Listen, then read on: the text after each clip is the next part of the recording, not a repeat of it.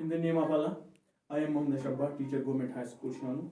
I am going to read to deliver English lecture for class 8th. Dear students, you know that we are reading a poem, Horse and His Elephant, and we have explained it is 4-5 sentences. Today, we have left yesterday only 2 sentences, which were not explained, and I am today going to explain those 2 sentences, last 2 sentences.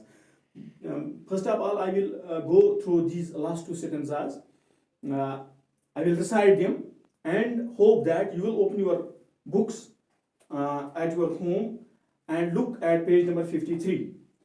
I will recite these last 2 sentences. Then at the last, with his mighty trunk, lifted him tenderly on his head, bore him in unconscious faintness sung, where he could rest without fear or dread. These dumb things that but cry and pond, they too can love, for God made them so. Horse was saved, but his elephant died from his wounds. Thus the legends go. Mary Dobson, Rosemary D. Bressick Dobson is the author of this poem. He says that then at the last, when this fight it was going hard on the river Jahlim between this Porus king and Alexander the Great. They fought with one another. They was fighting with one another. They was blowing the arrows on one another. Then at last, with his mighty trunk, when this Porus became injured, when he fell on the ground, wounded, his body was wounded with the arrows, and then he was not able to fight with his enemy. Then this animal, this elephant, it come forward at that time. When it come forward and lift his master with his mighty, with his powerful trunk, he used his trunk in the situation. He used his trunk and lifted his master, keep him on his back, lifted him tenderly, lifted him tenderly,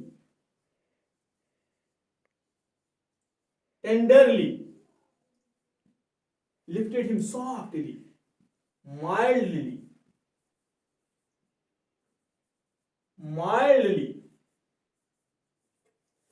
lifted king on his back, bore him in unconscious. Bore means drag. Here this is not meaning the drag, but keep him. Bore him, left him, put him. The dictionary meaning of bore is drag here, but in this poem it does not mean drag.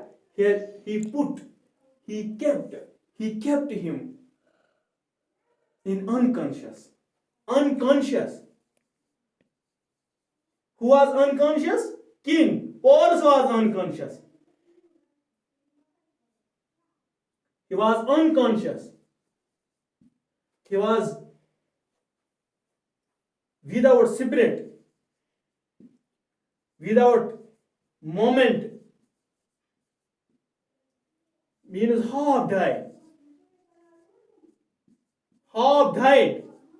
He was half died. Faintness sunk. He was dead. His spirit was dead. He was dim, while he could rest without fear and or dread. And he put him at that place where he could rest, where he was away from any harm. These dumb things, dumb, who cannot talk, गूंगा को कहते हैं हम डम, one who can not talk, जो बात नहीं कर सकता उसको हम कहते हैं डम, कह नहीं सकता है. These dumb things, the animals are dumb. They cannot talk as we humans can. They cannot talk, but they can express their emotions. मगर ये अपने जज्बात का इजहार करते हैं. किस तरह करते हैं अपने जज्बों का इजहार? They can express their emotions. These are dumb, but they cry and pant. They can cry. They make a sound.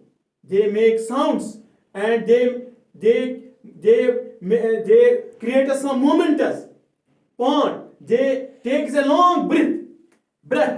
Pant means taking a long breath. Taking a long breath. Breathe. They're taking a long breath. Pant.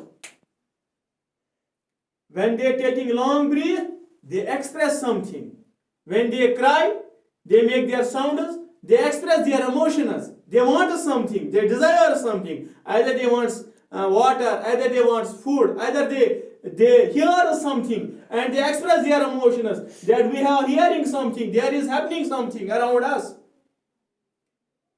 They too can love, for God made them so. They are able to love. We should love them because God had made them. As the God created us, He also created these dumb things. He also created these animals. Horse was saved. At last, horse was saved. This elephant, this animal, saved his master's life. Horse was saved. But by whom he was saved? He was saved by elephant.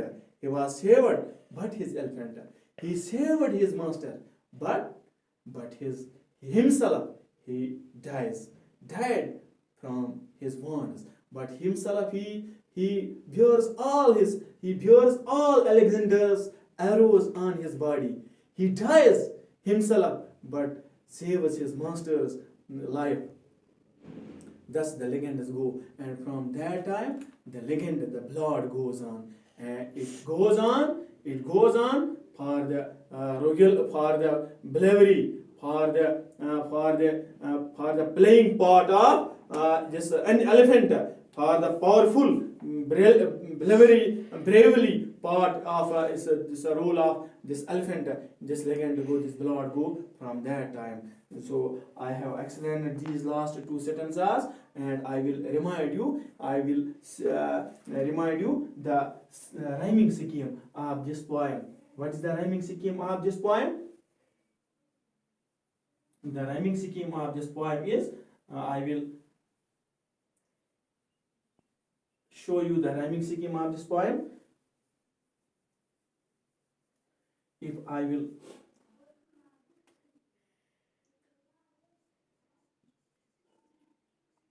here a tale of the days gone by. First verse, days whose recording is short and second. Days whose recording is short and second. This is first verse, this is second verse. And this sentence it completes when we write two verses more. This is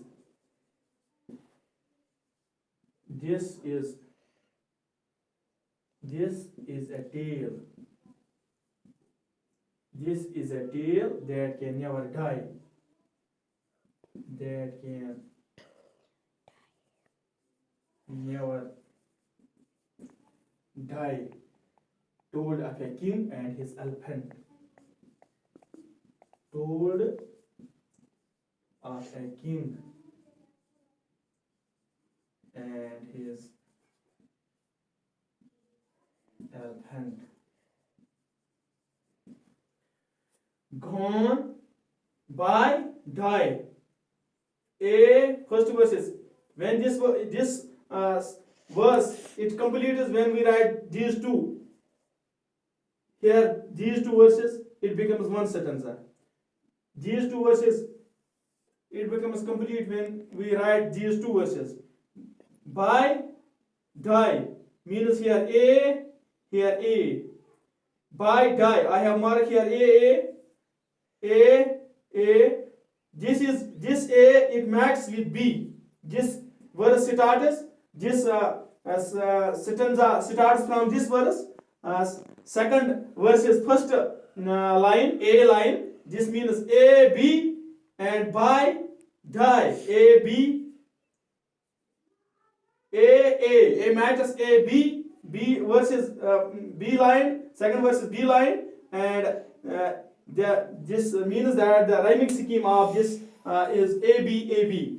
Go for A, B. Wide, fried A, B. Array, tare, rank, band. Tell, fell, more, sore, beast, least, part, dot. These are rhyming words of this poem. Bay, pray, soured, lord, trunk, sunk, her head, dread, pont, alphan, go, so. These were the rhyming words of this poem, and you can write these rhyming words at your home. This is your home task, and tomorrow I will do it as exercise. It is enough for today. Goodbye. May God bless you.